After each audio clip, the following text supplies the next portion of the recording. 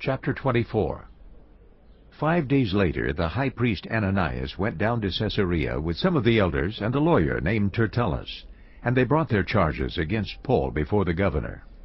When Paul was called in, Tertullus presented his case before Felix. We have enjoyed a long period of peace under you, and your foresight has brought about reforms in this nation. Everywhere and in every way, most excellent Felix, we acknowledge this with profound gratitude. But in order not to weary you further, I would request that you be kind enough to hear us briefly. We have found this man to be a troublemaker, stirring up riots among the Jews all over the world. He is a ringleader of the Nazarene sect, and even tried to desecrate the temple. So we seized him. By examining him yourself, you will be able to learn the truth about all these charges we are bringing against him. The other Jews joined in the accusation, asserting that these things were true. When the governor motioned for him to speak, Paul replied, I know that for a number of years you have been a judge over this nation, so I gladly make my defense. You can easily verify that no more than 12 days ago I went up to Jerusalem to worship. My accusers did not find me arguing with anyone at the temple, or stirring up a crowd in the synagogues, or anywhere else in the city. And they cannot prove to you the charges they are now making against me. However, I admit that I worship the God of our ancestors as a follower of the Way, which they call a sect.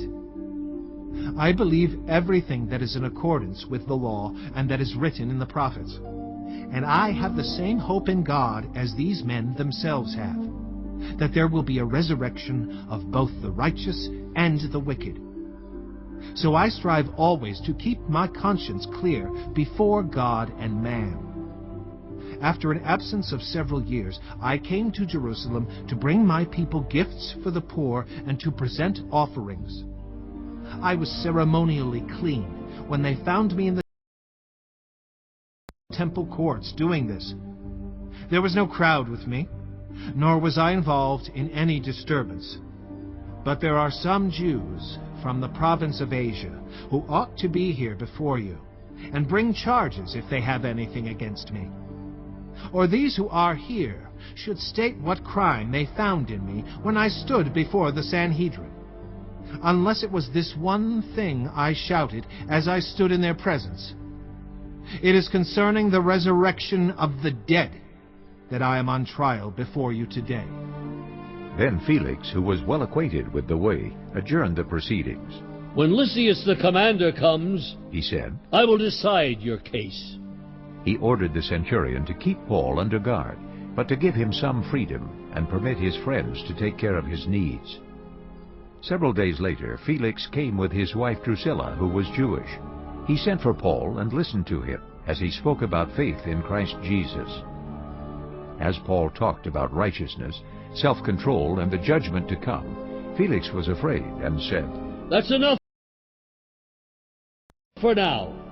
You may leave. When I find it convenient, I will send for you. At the same time, he was hoping that Paul would offer him a bribe, so he sent for him frequently and talked with him. When 2 years had passed, Felix was succeeded by Porcius Festus, but because Felix wanted to grant a favor to the Jews, he left Paul in prison.